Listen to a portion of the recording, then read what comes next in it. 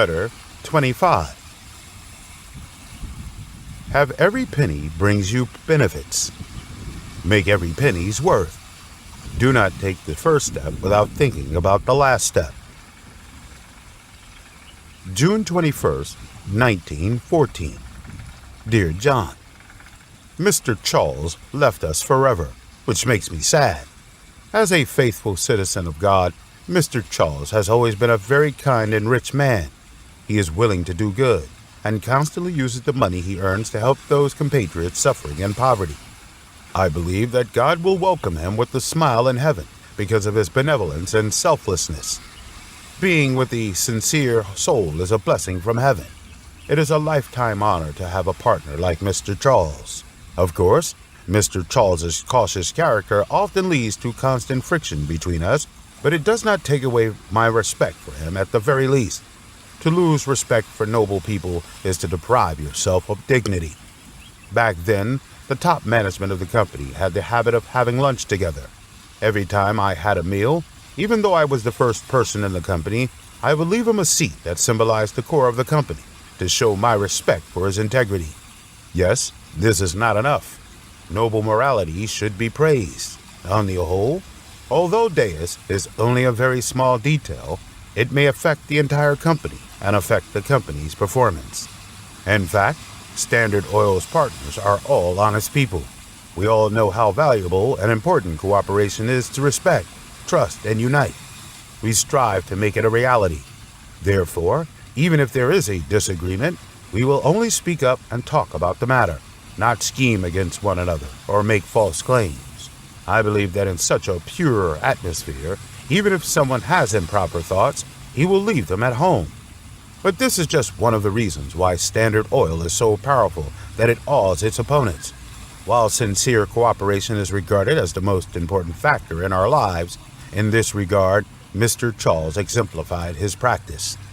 As the leader of the company, I sincerely advocated this during a board meeting. We are a family. We share the honor and disgrace, and our strong palms hold up our common cause. Therefore, I suggest to everyone, please do not say what I should do, but say what we should do. Don't forget, we are partners, and whatever we do is for the benefit of all of us. My speech infected Mr. Charles, and he was the first to respond to me. Gentlemen, I understand. What John meant was that we are more important than me. We are a family. That is right. It should be we. At that moment, I saw our great future because we began to be loyal to us. Do not forget that everyone is selfish. Everyone is loyal to themselves by nature, and I is the religion in everyone's heart. When we replaces me, the power it gives off will be incalculable. The reason why I can achieve great success is because I manage everyone first, every single one of them. Mr. Charles and I share a common belief, and we are both devout Christians. I like Mr. Charles's favorite motto, treasure time and money. I always thought it was a motto that embodies great wisdom. I believe that most people will like it, but it is difficult to turn it into their own thoughts, beliefs, and values, and integrate it into their own blood. Yes, no matter how much a person accumulates wise words and proverbs, and no matter how high his insights are, if he cannot use every right opportunity to act, his character will not be well influenced in the end. If you lose your good intentions, you will get nothing.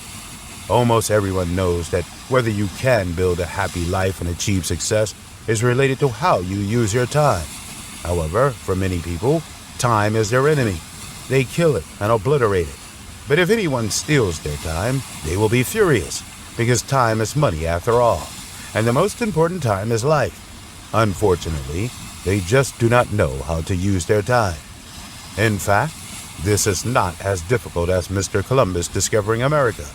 The important thing is that we plan every day, even every moment, know what to think about and how to act. Planning is the basis for us to live in accordance with the daily situation, and it can show us what is feasible. To make a perfect plan, you must first confirm what you want. In addition, every plan must have measures, and you have to monitor the results. A plan that can discuss actions and produce results is a valuable plan. Of course, creativity, spontaneity, and belief can turn the impossible into possible and break through the limits of a plan. So do not be strictly confined within the plan. Every moment is the key, and every decision affects the course of life. So we must have a determined strategy. Resolution should not be made too hastily when encountering important problems. If you do not think about the last step, never take the first step. Believe that there is always time to think about the problem and act, and you need to have patience to allow maturity of the plan. Well, once a decision is made, it must be implemented faithfully like a fighter. Making money will not make you bankrupt. It is Mr. Charles' Bible for getting rich. At a luncheon, Mr. Charles publicized his philosophy of making money. That day, he inspired each of us with passion like a motivational speaker would. He told us all, there are two kinds of people in the world that will never be rich. First, people who like to live a glamorous life, like flies staring at a stinky meat. They are very interested in luxury goods. They spend so much that they do their best to have exquisite costumes, expensive cars, luxurious houses, and highly sought-after art. This kind of life is indeed fascinating, but it lacks rationality, and they lack such vigilance.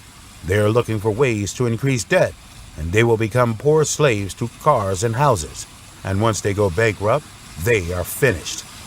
The second type of people are those who like to save money and store it in the bank, but it is no different from freezing money. You must know that you cannot make money on interest. However, there is a kind of people who will become rich. For example, everyone here.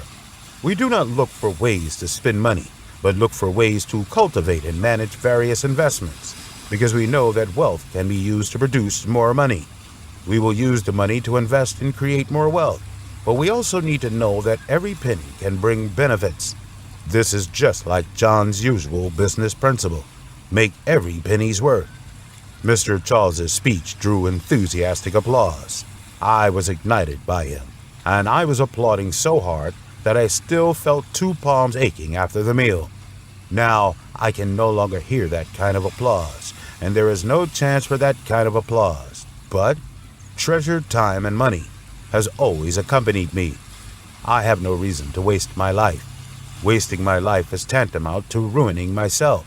There is no greater tragedy in the world than ruining myself. I do not regard ease and pleasure as the purpose of life, because I call them the ideal of a pigsty. Love your father.